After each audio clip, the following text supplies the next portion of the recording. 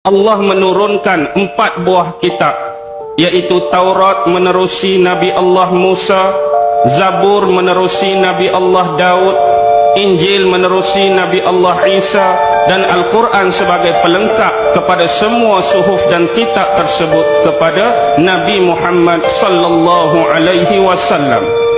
Baik, pada malam ini telusuran awal kita ialah berkenaan dengan kitab Taurat.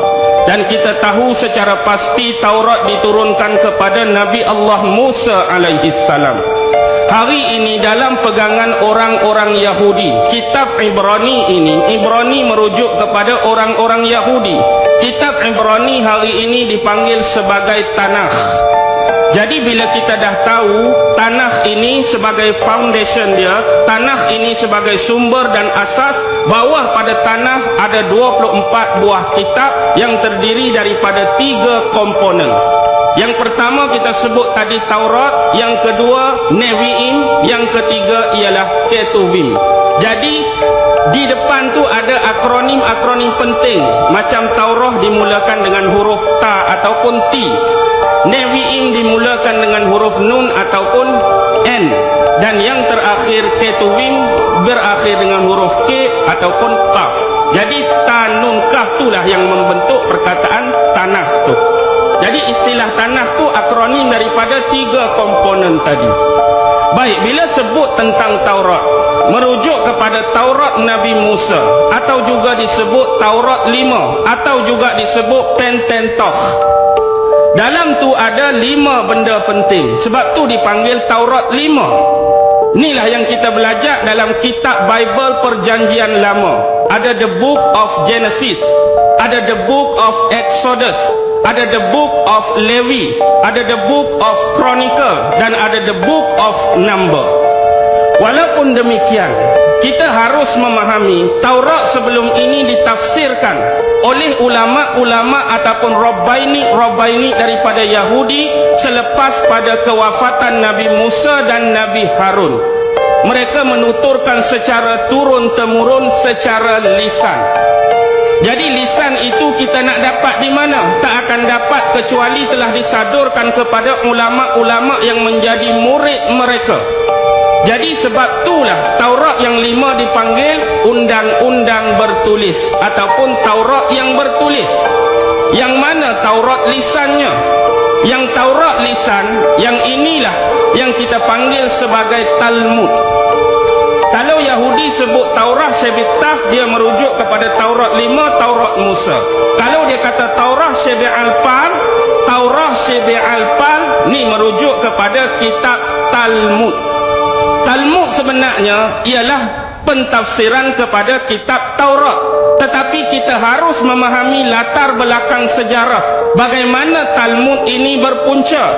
Talmud ini terhasil sewaktu adanya Talmud di Palestin ataupun Talmud Baitul Maqdis. Tetapi bila berlaku serangan besar-besaran kerajaan Babylon dulu kepada kerajaan Judah, kita tahu kerajaan Judah dulu terbahagi kepada 2, walaupun semuanya adalah 12 keturunan anak Nabi Yaqub alaihi salam.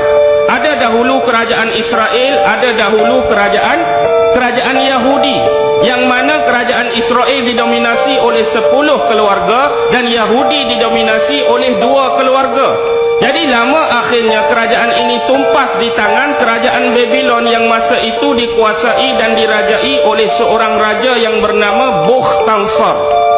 Bukhtansar bahasa Arab, mungkin ramai yang tak pernah dengar, mungkin ramai yang tak kenal. Tapi bila kita buka buku sejarah, dia dinamakan sebagai Nebukadnezar. Akibat serangan inilah kerajaan Judah ataupun kerajaan Yahudi Israel Raya ni dihancur sehancurnya, dimusnah semusnahnya, dilumat selumatnya.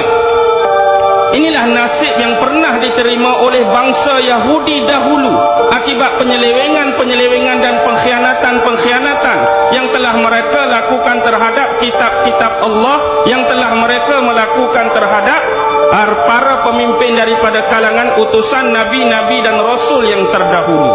Dan akibat dibawa sebahagian besar 80 orang Rabbaini yang paling alim di kalangan bangsa Yahudi itu ke mana?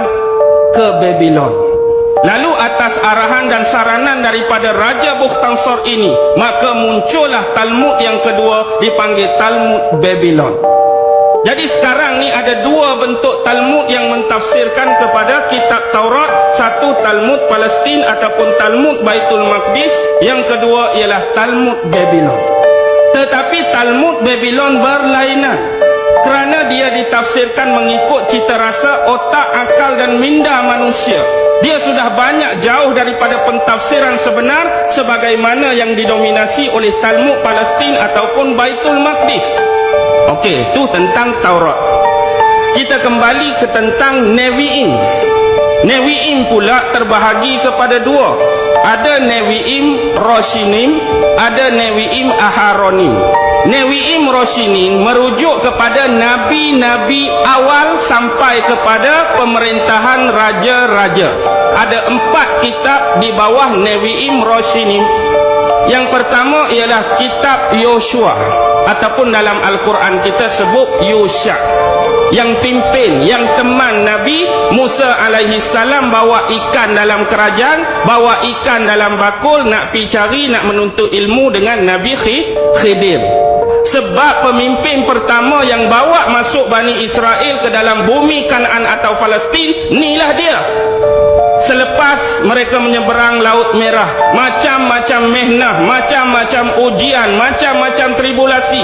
Masa tu dua orang adik-beradik ni masih hidup, Nabi Musa dan Nabi Harun. Sampai satu tahap mereka dah sampai pada sempadan nak masuk Kanaan, mereka sampai dah nak masuk Palestin. Tetapi mereka tak berani, mereka takut nak berperang dengan orang-orang Kanaan. Ini kita boleh ikuti dalam surah Baqarah, izhab anta wa rabbuka faqatila inna hahuna qa'idun.